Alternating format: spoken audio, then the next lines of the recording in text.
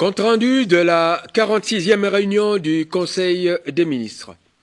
Ce vendredi 28 août 2020 s'est tenue par vidéoconférence la 46e réunion du Conseil des ministres, présidée par Son Excellence M. Félix-Antoine Tshisekedi Tshilombo, président de la République, chef de l'État. Le point ci-après figurait à l'ordre du jour. 1. Communication de Son Excellence M. le Président de la République, chef de l'État. 2. Points d'information. 3. Approbation d'un relevé des décisions du Conseil des ministres. 4. Examen et adoption des dossiers. 5. Examen et adoption des textes. De la communication de Son Excellence Monsieur le Président de la République. Le Président de la République a exposé sur les points suivants. 1. Règlement des cotisations du pays auprès des organisations internationales.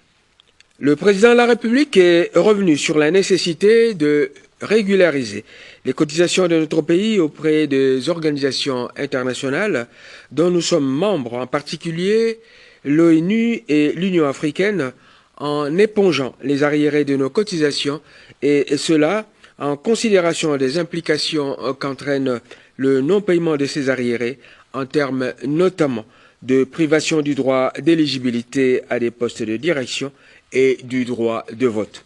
Le chef de l'État, ayant constaté que cette situation n'a guère évolué, a chargé le Premier ministre de réunir Madame la ministre d'État en charge des Affaires étrangères, son collègue de la coopération internationale, ainsi que le ministre des Finances, afin de faire l'état de la situation et de proposer au prochain Conseil des ministres un plan d'appurement des arriérés de dites cotisations. 2. Des ports privés illégaux et clandestins. Le chef de l'État a rappelé la réglementation en vigueur dans notre pays qui encadre strictement l'activité des ports du fait que ceux-ci sont traditionnellement considérés comme des ports-services où l'autorité portuaire s'occupe de tous les services opérationnels du port.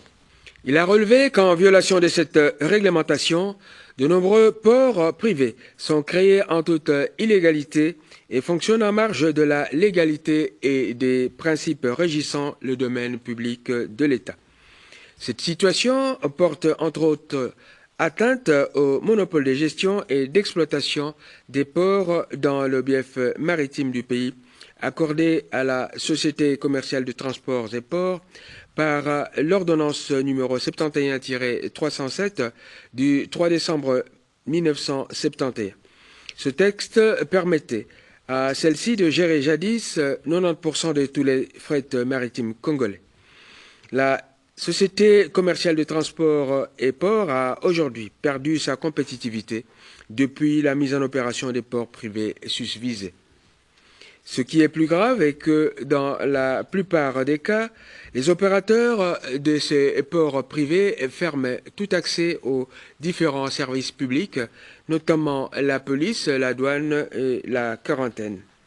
Face à cette situation inacceptable, le vice-premier ministre, ministre de l'Intérieur, le ministre des Transports ainsi que le vice-ministre de la Justice et garde de Sceaux ont été chargés de faire un rapport circonstancié sur cette question à la prochaine réunion du Conseil des ministres. La violation de la loi ne pouvant être tolérée, tous les ports illégaux seront immédiatement fermés et les opérateurs remis entre les mains de la justice pour des sanctions exemplaires et appropriées. L'activisme de certains extrémistes se réclamant des partis politiques membres de la coalition au pouvoir. Le chef de l'État a relevé que depuis quelque temps, l'on observe un phénomène inhabituel qui met en exergue quelques individus qui, sous couvert de leur appartenance réelle ou supposée à tel ou tel parti politique de l'actuelle coalition au pouvoir, s'adonnent à des activités illégales dans certaines villes du pays, notamment Bukavu, Lubumbashi, Kasumbalesa, Kinshasa et Matadi. Afin de mettre un terme à cette situation anarchique, le vice-premier ministre, ministre de l'Intérieur, a été chargé de prendre toutes les dispositions pour mettre ces civiques hors d'état de nuire et de recommander fermement aux dirigeants de ces partis politiques de mieux tenir en liesse leurs militants. Le président de la République a insisté sur la nécessité d'appliquer la loi dans toute sa rigueur et pour tous. Problématique de tests Covid-19 exigés avant tout déplacement.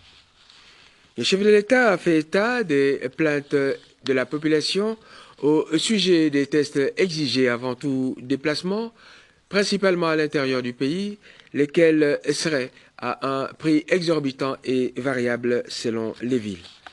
Bien plus, l'on a dénoncé de cas de complaisance observés dans l'octroi des attestations à certaines personnes, moyennant de l'argent et sans avoir effectué au préalable un prélèvement. Les faits ci-dessus stigmatisés doivent interpeller la conscience collective et nous amener à changer de paradigme, a dit le chef de l'État. C'est ainsi que le ministre de la Santé a été chargé de veiller à sévir contre les établissements qui se trouveront en porte-à-faux avec les exigences légales en matière d'établissement et délivrance des attestations Covid. En même temps, le chef de l'État a invité le ministre de la Santé à proposer un prix compétitif de tests Covid qui soit à la portée de la bourse de nos concitoyens, et cela dans le but de soulager tant soit peu les voyageurs qui doivent déjà débourser le montant de GoPass. Projet de justice numérique et renforcement de l'état de droit. Le renforcement de l'état de droit par le biais de la modernisation de la justice et le combat contre les antivaleurs ont été amorcés depuis le début de l'année 2020. C'est dans ce contexte que, grâce à la coopération avec la France, un groupe d'experts, magistrats de renom et ingénieurs informaticiens a créé un logiciel qui facilite la formation et la mise à niveau des magistrats de la République démocratique du Congo. L'axe majeur de cette formation consistera dans la sélection des précurseurs qui seront équipés d'ordinateurs intégrant les différents textes en vigueur en République démocratique du Congo et du nouveau logiciel adapté au droit congolais après avoir bénéficié d'une formation intensive et accélérée. Au cours du mois de septembre 2020, une conférence sera organisée à Kinshasa pour présenter le projet, ses implications, et ainsi propulser ce projet qui est susceptible de participer à la lutte contre la corruption tout en assurant la cohérence et les moyens d'action du renforcement de l'état de droit. Rapatriement des recettes des entreprises minières. Au terme de l'article 269 du Code minier, le titulaire d'un titre minier qui, en phase d'amortissement de son investissement, exporte les produits marchands des mines est autorisé à garder et à gérer dans son compte principal et ses comptes des services de la dette étrangère les recettes de ses ventes à l'exportation à concurrence de 40%. Il est par ailleurs tenu de rapatrier obligatoirement dans son compte ouvert en République démocratique du Congo 60% des recettes d'exportation dans les 15 jours à dater de l'encaissement au compte principal prévu à l'article 267 du Code.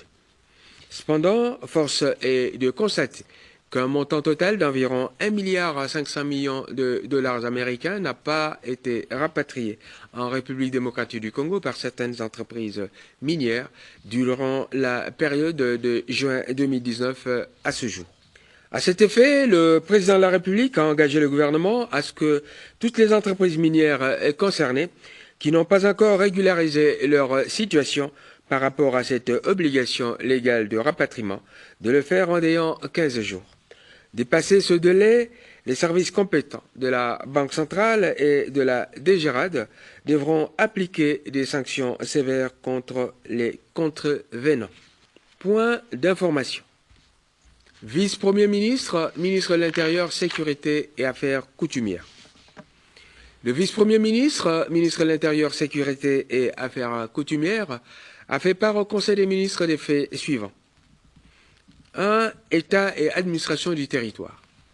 Il est caractérisé par l'exaspération des parents et étudiants concernant le déclenchement de la grève des enseignants de l'APUKIN, l'APUPEN et l'APUKIS, L'inquiétude de la population en rapport avec le relâchement des mesures barrières consécutifs à la levée de l'état d'urgence, ainsi que concernant l'augmentation, sans raison particulière, des prix de denrées de première nécessité. Il est caractérisé également par des revendications et plaintes de la population concernant les facturations de la Régie des eaux et de la SNEL. Des solutions idoines ont été suggérées à propos de ces sujets. La psychose de la population du Bas-Zouélé à la suite du crash d'un ballon Loon numéro HBL 166 parachutiste le lundi 24 août 2020. Cette situation s'est calmée à la suite des explications fournies par les autorités. L'enquête y relative est en cours. État sécuritaire. On note l'activisme des groupes armés qui se poursuit, notamment celui du groupe ADF-MTM à Beni dans le Nord Kivu et celui de FRF Ngumino El Michel Rukunda dans le Sud Kivu, bien que de plus en plus affaibli par la force de feu de FARDC. On note également la création d'une nouvelle milice dénommée Association pour la balkanisation de la République démocratique du Congo par certains éléments ex-M23 dans le sud de Kivu. Des stratégies sont menées par l'état-major de FARDC pour contrer ces mouvements. Criminalité et banditisme. La province du Haut-Katanga a été affectée par des troubles à l'ordre public consécutifs au meurtre de 2 personnes par des hommes armés à Lubumbashi. La police est intervenue. Elle mène des investigations appropriées à ce sujet. Situation sociale. On note dans le sud Kivu la pénurie des intrants qui rend inactif le traitement des échantillons relatifs à la Covid-19 au laboratoire de Bukavu. Le gouvernement a été saisi de cette situation en vue de trouver rapidement des solutions. Dans la ville de Kinshasa, les agents et fonctionnaires de l'État observent un arrêt de travail depuis le jeudi 27 août 2020 pour revendiquer le paiement de leurs primes spécifiques et le deuxième palier, y compris le paiement de nouvelles unités. Les ministres compétents ont été instruits d'assurer le suivi de ces dossiers. Ministre de la Défense nationale et anciens combattants. Le ministre de la Défense nationale et anciens combattants a informé le Conseil de faits suivants. En règle générale, il a été constaté que la situation demeure sous contrôle des FARDC qui poursuivent sans relâche la traque des forces négatives opérant dans quelques territoires de l'Est du pays. À ce sujet, les résultats sont encourageants en termes de réduction sensible des capacités opérationnelles des terroristes ADF-MTM dans le Nord Kivu, FRF Ngumino El Michel Rukundo dans le Sud Kivu. Dans le Sud Kivu toujours, il a été annoncé la création par certains rebelles ex-M23 d'un mouvement insurrectionnel dénommé Association pour la balkanisation de la République démocratique du Congo, constituée en grande partie d'éléments étrangers et des rebelles ex-M23. Ce mouvement a fait des tentatives d'occupation de certaines localités. Ils ont hissé un drapeau de la prétendue République du Kivu. Celui-ci a été finalement enlevé à la suite de l'intervention des FARDC. Par ailleurs, les besoins de l'armée ont été exprimés par le ministre de la Défense. Gouverneur de la Banque centrale. Évolution de la situation récente sur le marché d'échange. Invité au Conseil des ministres à exposer ces sujets, le gouverneur de la Banque centrale a donné les indications suivantes. 1. Développement sur les marchés d'échange et des biens et services au cours de la semaine du 20 au 27 août 2020. Il a été observé une relative stabilité du taux sur le marché d'échange et une poursuite de la poussée inflationniste sur le marché des biens et services. Facteurs explicatifs de ces situations. 1. Le marché de change. Pour le gouvernement, la stabilité observée sur le marché des changes au cours de la période allant du 20 au 27 août dernier résulte principalement de la maîtrise des facteurs de la demande avec la mise en œuvre des mesures relatives au pacte de stabilité signé entre le gouvernement et la Banque centrale. C'est le cas des domaines ci-après. En ce qui concerne la politique budgétaire, on a noté l'atténuation du déficit public et l'absence de financement monétaire du déficit public. En ce qui concerne la politique monétaire et d'échange, c'est avec le resserrement de la liquidité attesté par la poursuite de la contraction des avoirs libres des banques et la poursuite des missions de vérification de rapatriement des devises auprès des banques. Marché des biens et services. La hausse relative de l'inflation au cours de cette période résulte des facteurs d'offre liés notamment à la rareté de certains produits, dont les produits alimentaires importés à Kinshasa et dans certaines provinces comme dans le Haut-Katanga. Perspective. Il y a nécessité d'un strict respect des engagements pris dans le cadre du pacte de stabilité. De même, il faut accélérer les actions d'évacuation des produits agricoles des lieux de production vers les principaux centres de consommation. Il faut également améliorer la mobilisation des recettes par les mesures de lutte contre la fraude et la corruption. Ministre de l'économie nationale. Évolution des prix de produits de première nécessité. Madame la ministre de l'économie a fait part au Conseil des ministres des résultats partiels du contrôle économique en cours de réalisation par son ministère en termes d'évolution des prix avant et après les mesures prises par le gouvernement pour atténuer les impacts de la Covid-19.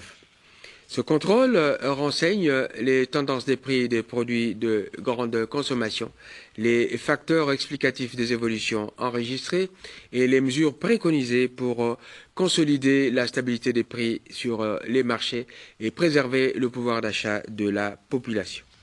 En ce qui concerne la tendance des prix sur les marchés, on a noté que sur un échantillon de 34 produits suivis, les biens ayant connu une baisse de prix sont au nombre de 13 produits, soit 38%. Ceux dont les prix n'ont pas changé sont au nombre de 10, soit 29%, tandis que 11 produits ont connu une hausse, soit près de 32%. Facteurs explicatifs. La baisse comme la stabilité des prix s'explique par plusieurs facteurs, notamment la levée des barrières sur les principales voies d'approvisionnement, la suspension de la TVA sur certains produits de première nécessité. En ce qui concerne la tendance haussière des prix de certains produits, elle s'explique également par la volatilité du taux d'échange.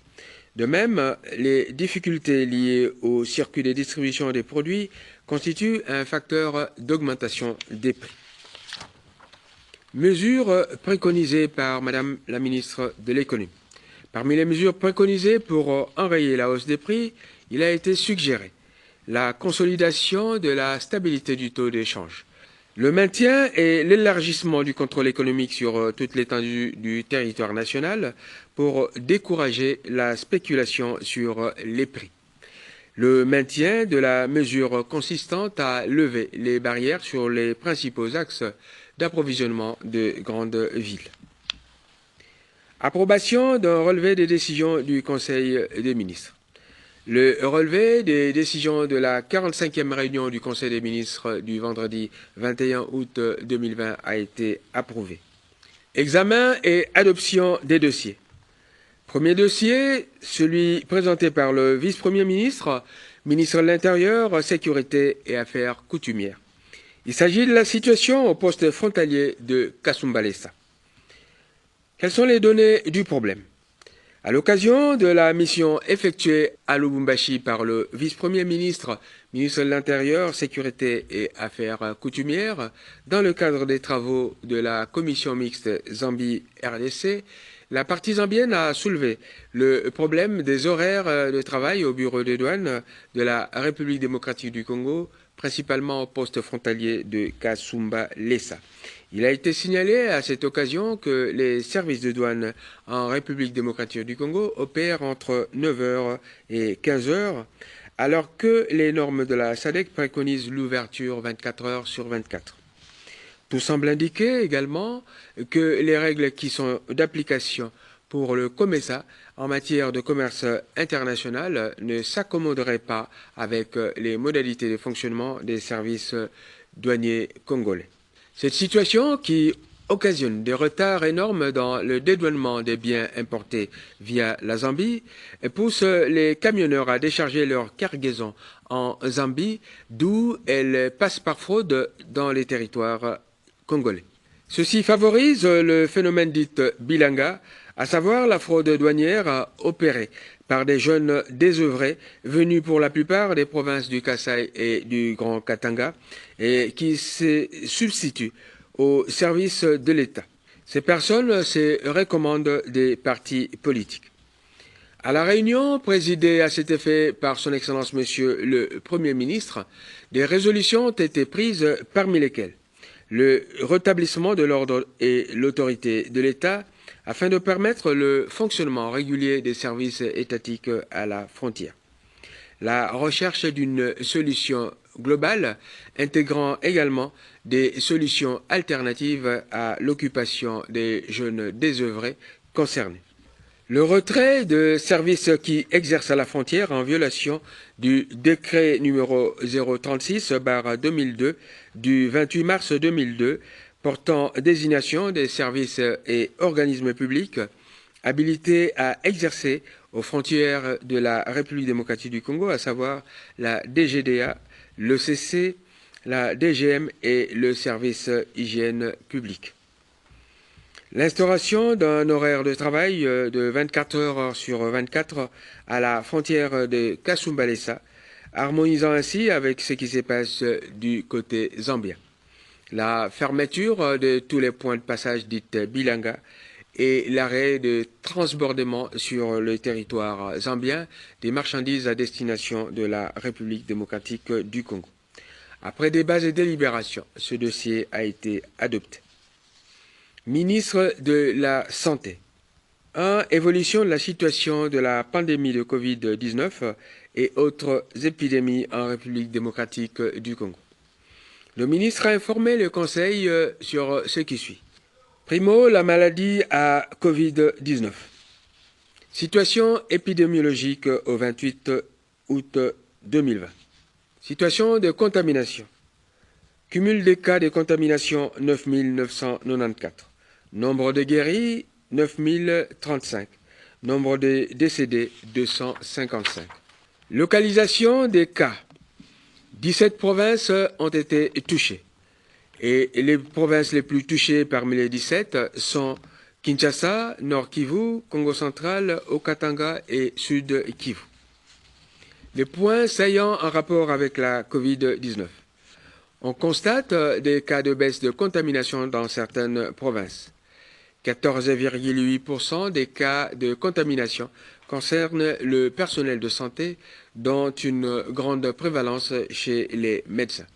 Rupture en tests et consommables de laboratoire dans certains centres.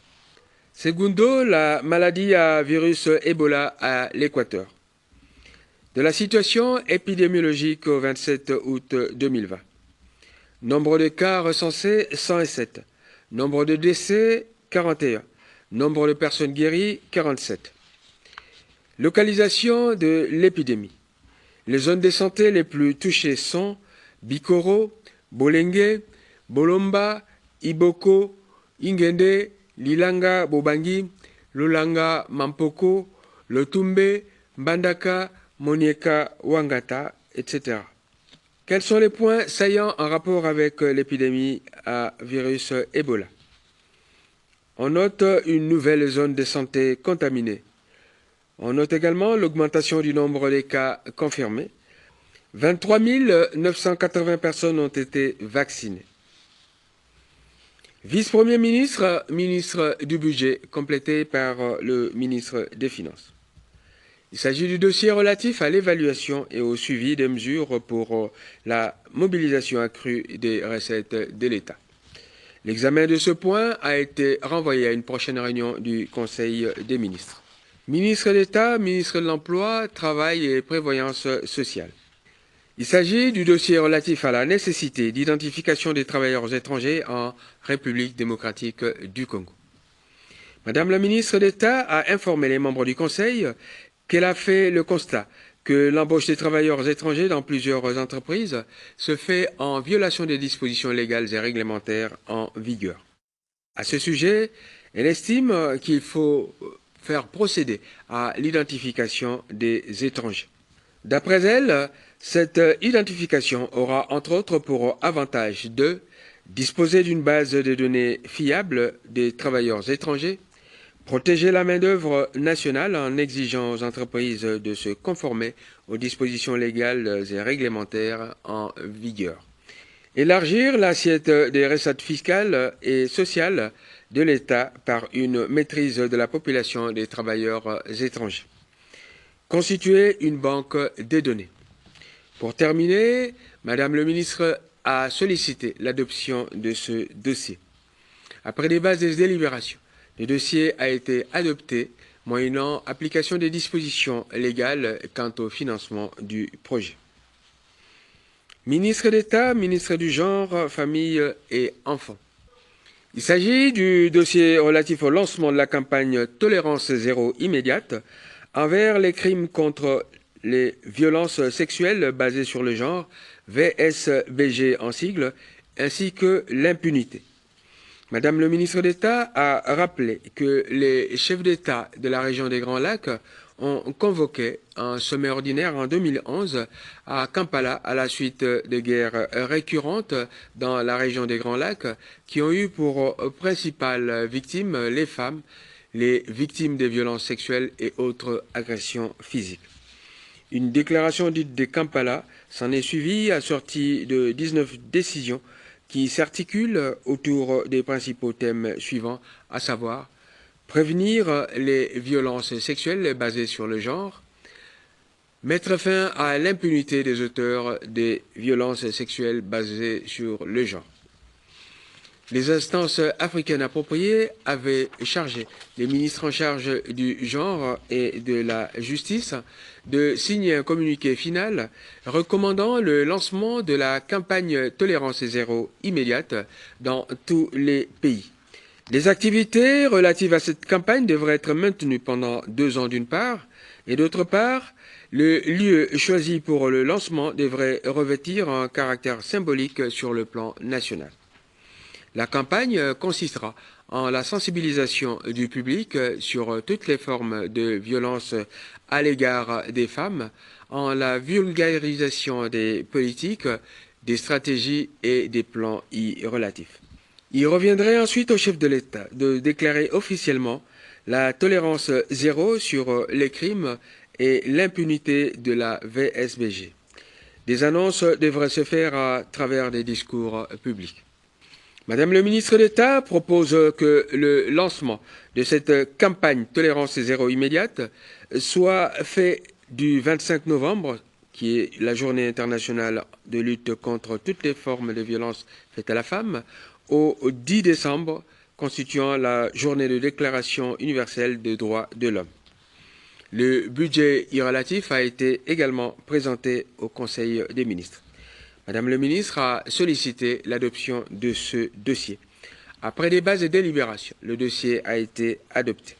Deuxième dossier, celui relatif à la validation du plan d'action national de la deuxième génération sur la femme, la paix et la sécurité en République démocratique du Congo pour les années 2020-2023.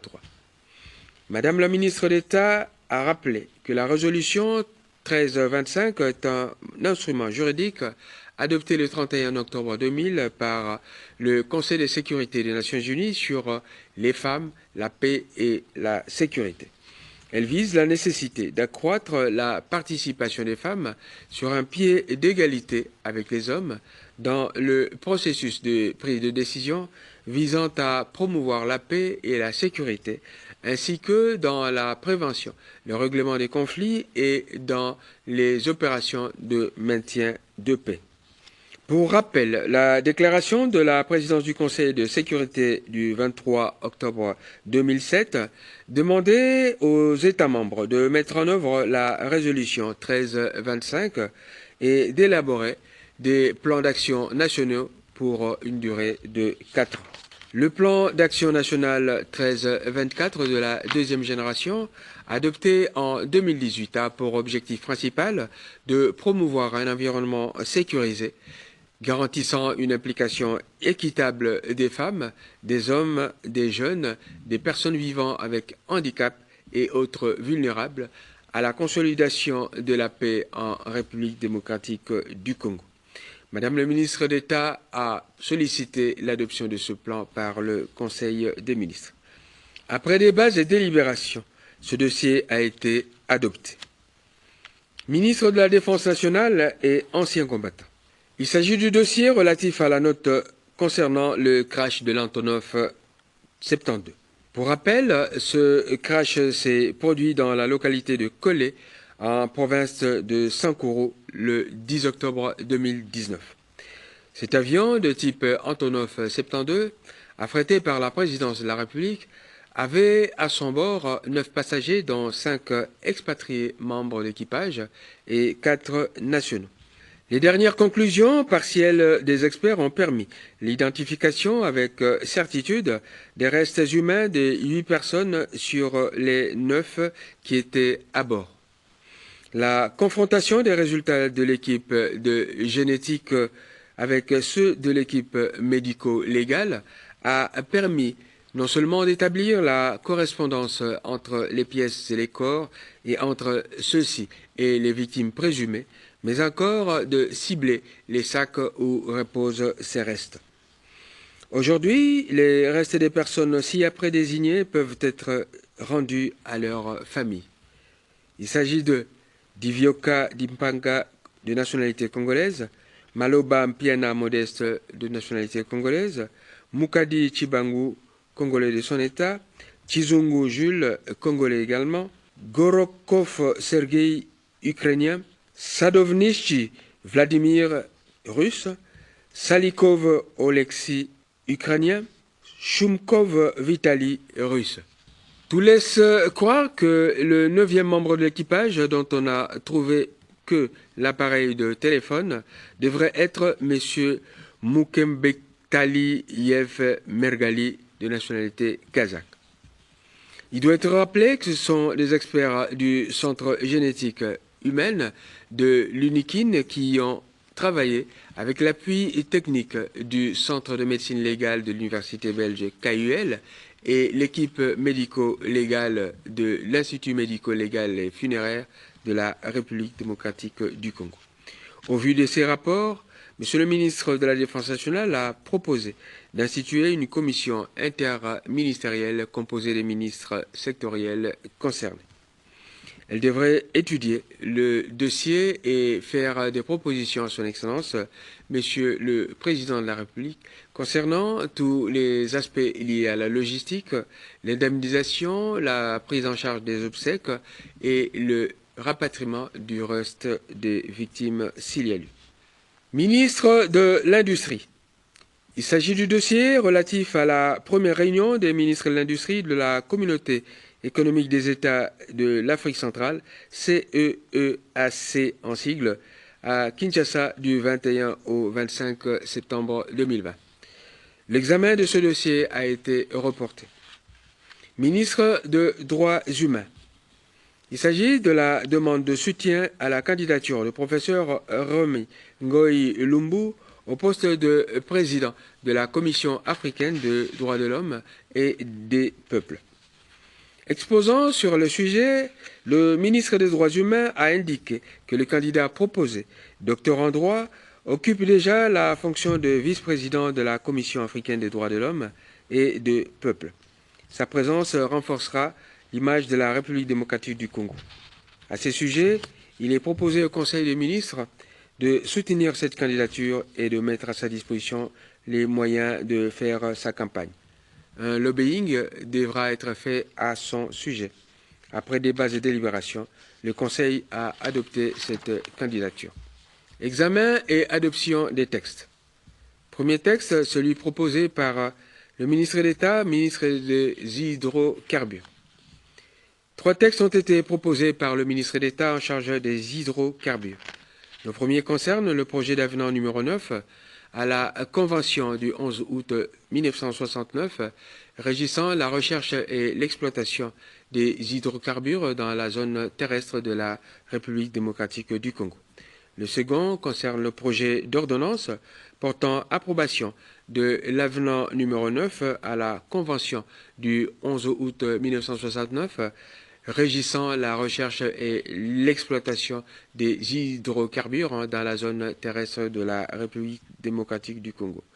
Le troisième est un projet d'arrêté ministériel portant second renouvellement des concessions d'exploitation des hydrocarbures numéro 179, 180 et 191 de la zone terrestre de la République démocratique du Congo. Après débat, le Conseil des ministres a admis la nécessité de réalisation du projet, mais a chargé le Premier ministre de réunir les juristes du gouvernement et ceux de la présidence afin d'harmoniser les vues sur ces dossiers. Ministre du Tourisme. Le ministre du Tourisme a défendu les 3 projets ci-après. Un projet d'arrêté ministériel fixant les conditions d'exploitation et de classification des sites touristiques en République démocratique du Congo. 2 projets d'arrêté interministériel portant création du comité de pilotage du programme tourisme scolaire en République démocratique du Congo. 3 projets d'arrêté ministériel fixant les conditions d'exploitation des transports touristiques en République démocratique du Congo. Le premier projet a pour objet d'organiser les transports, de fixer les règles spécifiques, les conditions d'exploitation et de déterminer les procédures de délivrance, de notification et de renouvellement de l'agrément ainsi que les modalités de contrôle touristique. Le second porte création, organisation et fonctionnement du comité de pilotage du service public du programme tourisme scolaire en République démocratique du Congo.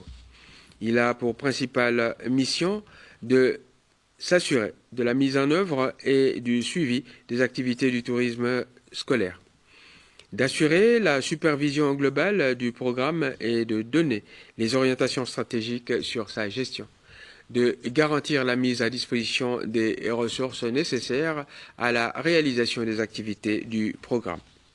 Le troisième projet fixe les conditions d'exploitation et de classification des sites touristiques en République démocratique du Congo. Après débat et délibérations, le Conseil des ministres a adopté ces projets. Commencé à 12h31, la réunion s'est terminée vers 20h20. Je vous remercie.